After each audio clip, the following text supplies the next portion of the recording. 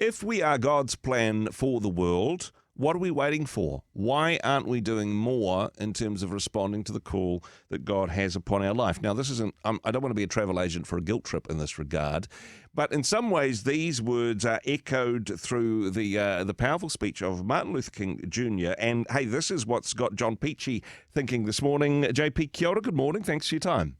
Good morning to you. You're looking younger every time I see you, mate. Better looking. You must be doing something right.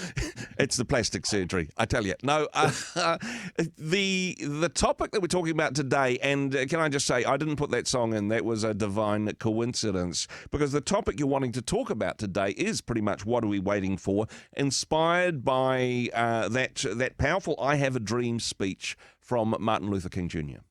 Yeah, the fascinating thing about that speech is, and if I said to people, can you, if you close your eyes, can you hear that speech? Yeah. In your head, most people would immediately go to where it is. And of course, it's called the I Have a Dream speech. But in fact, it wasn't the I Have a Dream speech, according to me. That speech would feel like this hour and a half long address to those people. It was actually only 17 minutes long, just 17 minutes long. And to be talking about it 60 years after it was delivered, I think is quite remarkable. So it was such an impact. But the fascinating thing about that speech was, if you break it down into its bits, is that the first thing that Martin Luther Jr. King said was 50 years ago, so 100 years ago, slavery was abolished. Yeah, that was his opening stanza, right? Slavery has been abolished. And he really goes on to say, as part of that speech, is that why are you still living as slaves? Yeah, this is what he was kind of saying to them. Come on. This is not your position in life. And then he goes on to say a number of other things. Certainly he said and repeated in this narrative, I have a dream. And then he also goes on to say in repeated terms, I believe in you. I believe this is possible for you. And he really reinforced multiple themes. But the big one that I think, which is really important, is he said, now is the time. And he's saying, come on, guys, wake up. You're no longer slaves. Now is the time. And, obviously he was a preacher, he was a man of God, but I've been thinking about this speech in terms of now is the time for us. Now is the perfect time to rise up and to take on the challenges of the gospel. Not just from a civil rights movement point of view, but from the church generally. One of the other things about that speech, which I think adds to its prophetic nature, not only did he say, I have been to the mountaintop in a Moses-type way, which is, of course, was the words that Moses said just before he passed away. 48 hours later, he was assassinated and dead. This was his final speech, and perhaps somewhere in his spirit he knew it. This was the message that God wanted to leave in terms of the end of the life of Martin Luther King Jr., which I think adds impact to it, and certainly powerful words then, but powerful words for us today. How many years later?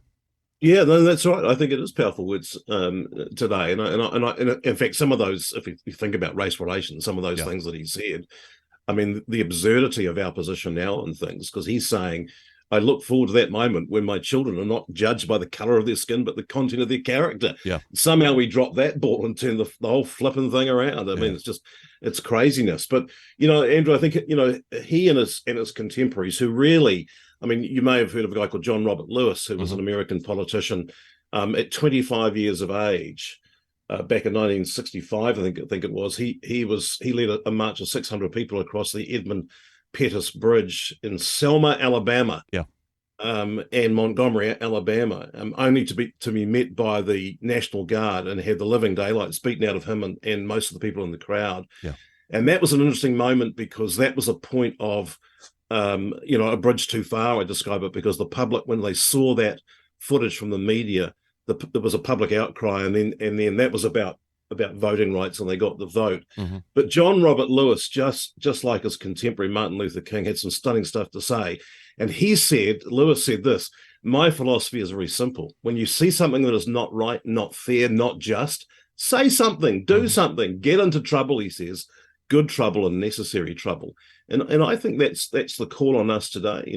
Now is the time to get into trouble, good trouble, necessary trouble. There are people in trouble around us, and we've got to get out there, I think, and really do our bit to help them. And it just starts with saying, here am I, send me. And Jesus said, he talked about that the people harassed and harangued, and ask the Lord, pray to the Lord that he would send out workers. He would send out, in fact, the word translated from that scripture is skilled laborers. Mm-hmm. Jesus was calling in Matthew 9 for a harvester, a craftsman, a worker, someone who's skilled to go and meet the people and to minister to them. And I think we just got to keep reminding ourselves that this is not a Sunday deal, guys.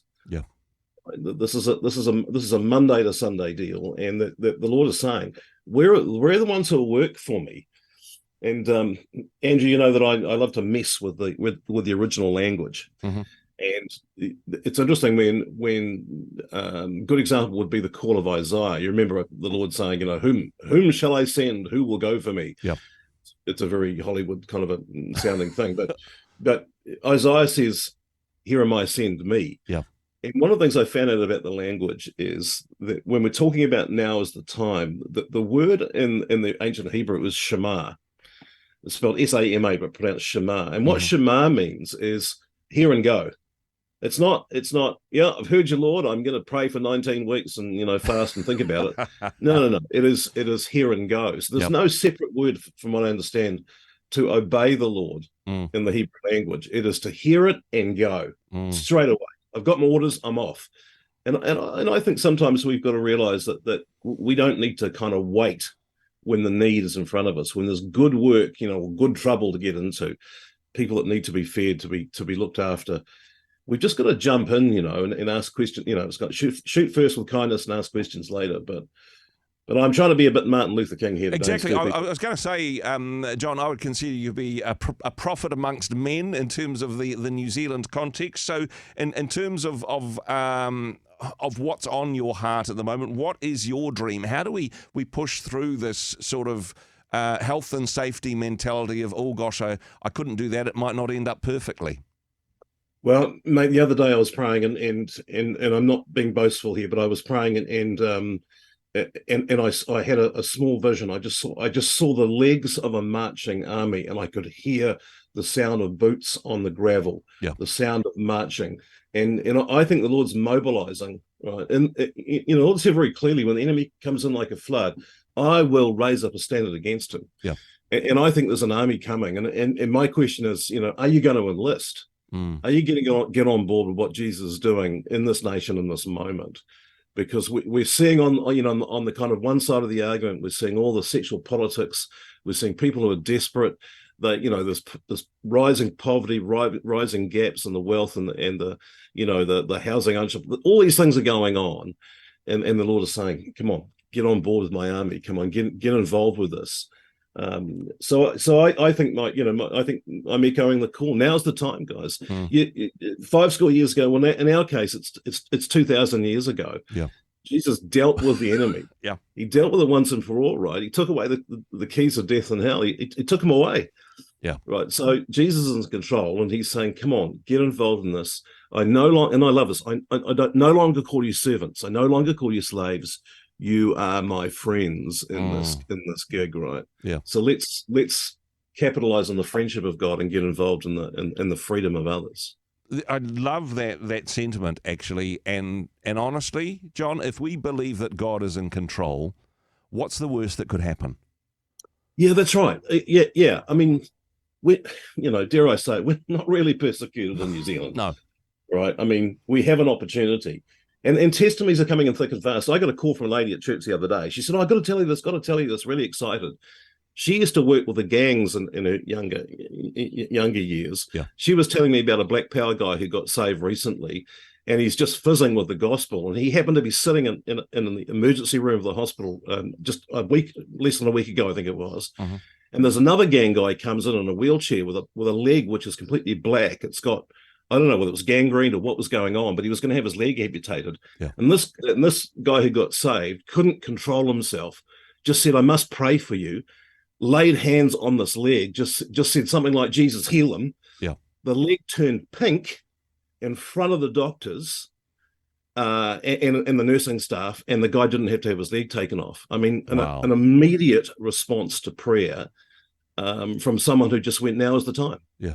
Right. I mean, this is, you say it all the time. This is not rocket science stuff. No, Jesus exactly. has laid it out. Just pick it up, right? Just pick it up and have a go. Have a go. I think perhaps for those of us, and I'd count you and I in this category, John, if you've been Christians a while, it's easy to perhaps just settle. It's easy to go, oh, well, hey, maybe this isn't for me.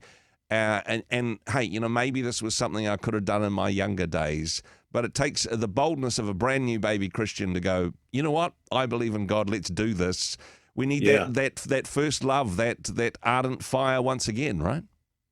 Yeah, those baby Christians are dangerous people. And there's a reason why Jesus said, unless you come into the kingdom like a child, you ain't going to get in, right? Because the children don't wrestle with all the political nonsense. Yeah, they just go, "Oh, this looks like fun. Yeah, let's get amongst this." And hey, like all of my children are adults now, but being a father of 5, you take small boys to a playground, no fear. What are we waiting for? They just jump into it. You just pray hard they don't fall down off something, Yeah, that's right. That type of attitude to life, that type of attitude to the work God has called us to do. Such wonderful wisdom for today, John. Appreciate what you do. Of course, thethinkfarm.org is the place to go for more wisdom and information. I'm sure, wrapping up a busy year for you. Thank you so much for the wisdom that you bring. Thanks for joining us today. Absolutely my pleasure, my friend.